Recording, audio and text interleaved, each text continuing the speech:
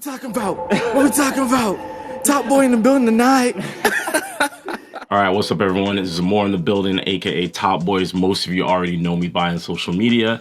If you're new to the channel or new to my page, thank you, welcome.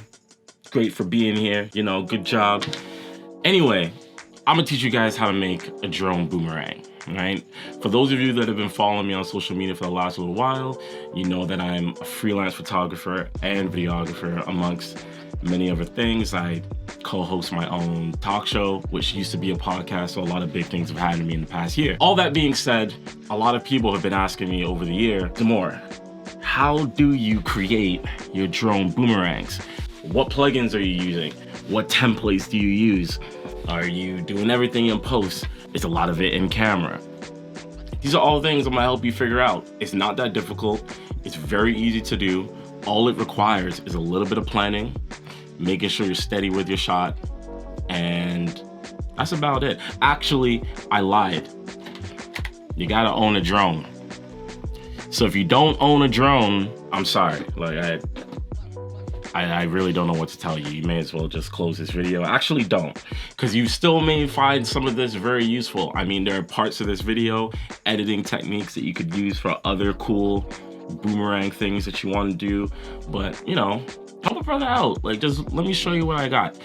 So in order to show you how to do this, I'm gonna take you guys back to the summer when I was shooting this original tutorial. Life got busy, so things got out of the way. All that being said, I'm gonna show you guys how I did this, and then we'll come back and I'll show you everything you need to know in terms of how to doing it in the computer. So let's go. So like I said, we're gonna be using the DJI Mavic 2 Pro, and what I would recommend when flying drones, if you can, getting an ND filter is important. So I don't know if you can see it, but on this drone here, I've got the Polar Pro ND filter that they sent me, which I'm really grateful about. But basically, I'm gonna be flying the drone here. I'm gonna show you guys exactly what's on my screen and how I go about doing that. And hopefully it comes out nicely and we can make it work. So as you can see, I'm gonna use this random white dude as my subject for this video. All right, so in 3, 2, 1. You gotta throw up the peace sign, bro. Okay, one more time. On one, we throw up the peace sign, all right? Sorry, that's my special brother. My mom told me to bring him with me. 3, 2, 1. Yo, I can't see the. It's gonna be on your chest. It's like that, yeah. Okay, one more. Take 3. One more time. 3, 2, 1. Perfect. Just stay there. Keep it going. Stay there.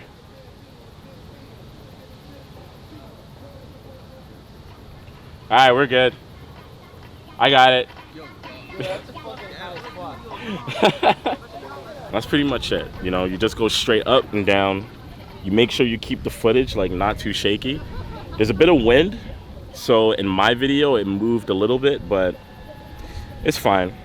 And yeah, that's pretty much it. Basically from here, I'm gonna bring it into post, my computer, and I'm gonna show you guys exactly what I do to achieve the drone boomerang effect.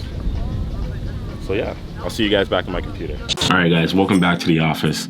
And interesting story, I seem to have lost all of that drone footage that you just finished watching. I was actually recording that footage a few months ago back in the summer. Obviously, it's now winter time, which blows, don't even get me started. And I seem to have misplaced the footage somewhere. That being said, I'm still gonna be able to help you guys out because I actually went back to the same park a few weeks ago, recorded very similar footage with me as a subject this time in the center of that maze looking object. And I'm just gonna walk you guys through how I ended up doing it. All right, so I'm just gonna show you in the computer what I do and we'll go from there. In this particular clip that I've imported, you can see that I have myself in the center of the maze, just like I had the previous dude before. And essentially what I'm doing is scrubbing through the clip to find the exact moment that I want to speed ramp this clip, right? If you're using Premiere, it's the exact same process. You're gonna scrub through the clip, find the parts where you want to make the clip go fast, and then eventually slow back down, putting it in very, very simple terms, right? And once you've done that, you're gonna get to the point where you can actually speed ramp the clip. Now, the reason I use Final Cut is because, like I said before, you can actually increase the speed by over 1,000% right off the bat. I could be wrong with the numbers, but in Premiere, I don't believe you can do that, or there's a limit to how much they let you do. In this, I usually go up right away to the highest possible amount that I can do. And then from there, I just kind of tweak it. I mess around with the settings, see what speed works for me, and then I go from there. All right, so for the next part, you can see the clip is already sped up. As soon as I press play, it looks like a boomerang, it feels like a boomerang, or I lied, it doesn't actually feel like a boomerang yet. And that has a lot to do with one particular thing, and it's the most important part of any speed ramp or boomerang motion that you decide to do. You need to add motion blur to your clip. Now, fellow YouTube creator RyanNangle, I hope I'm pronouncing his name right, has a plugin that gives or allows you to add motion blur to your clips. So these are the ones that I'm using here. I'll put the link in my bio. You're gonna add the motion blur, and as soon as that's done, and once it's rendered out, you're gonna see the difference between what it looked like previously and then with motion blur as well. All right, so now that it's rendered out, you're gonna see the difference between the two. Now that I've added motion blur, it's a completely different feel to the clip. Before, it looks a little bit more fake, I would say, just unrealistic. The motion blur gives off this realistic feeling, because when we see things with our own eye, we can see that motion blur as well. If there's none, it looks a little unnatural. Right? And once again, like I said, this isn't the most perfect method of doing it. This is just how I do it. And I'm quite sure there are other methods that are probably better than mine, but this is what I've been doing for the last little while. So now, all I'm gonna do, I'm gonna duplicate the clip, and I'm going to create a compound clip. For those of you that are using Premiere, you're just nesting the clip. That's all you're doing. Now that I've done that, or once I've done that, I'm gonna reverse the clip, which will create this like pseudo boomerang effect, right? So when I play it all the way through, it's gonna go up all the way to the end, and then it's gonna reverse back down to the beginning. And that's one of the most important parts you're gonna get done. And for the final step, in order to make this whole thing complete, you gotta add sound, right? So I already have an idea of what type of instrumental I'm gonna use. Typically I use MUSICBED or Epidemic Sound, but I have this one clip in mind, this one sound, so I'm just gonna use this. I'm gonna scrub through, basically find the right moment that I want the audio to loop. I'm gonna pick up that piece. Once I do that, I'm gonna chop it up, as you can see here. So I'm basically just selecting it. I'm gonna line everything up.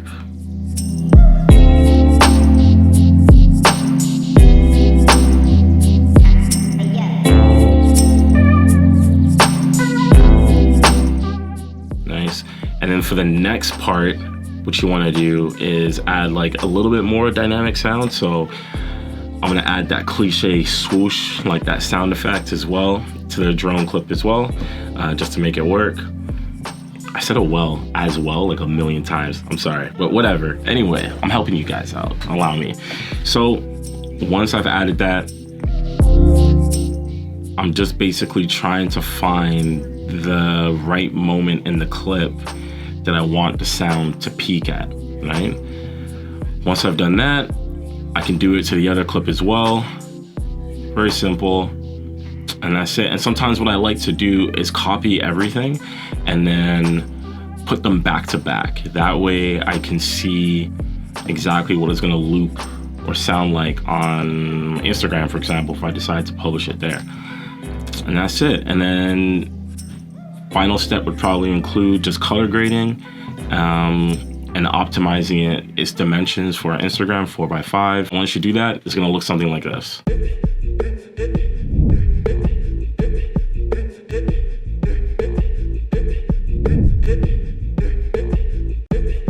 know, it's a pretty simple technique once it's broken down for you.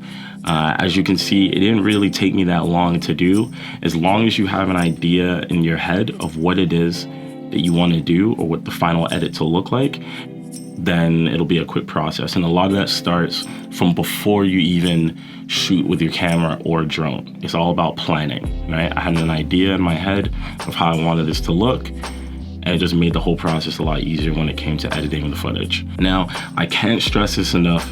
What I just showed you is not, and by no means, the definitive method for how you achieve this effect, right? It's probably just one of many.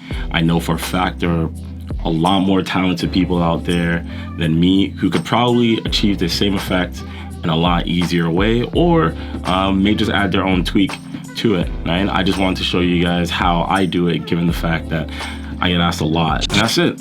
If you guys have any other questions, you can leave them in the comment section below, or you can DM me on Instagram. I want to thank you again for taking the time to watch this video. I know I just talked a whole bunch of foolishness to you guys for the last, I don't know, like 5 or 6 minutes, however long this video turns out to be. And I hope you'll continue to watch in the future when I drop other stuff down the line as well. And that's it. Peace.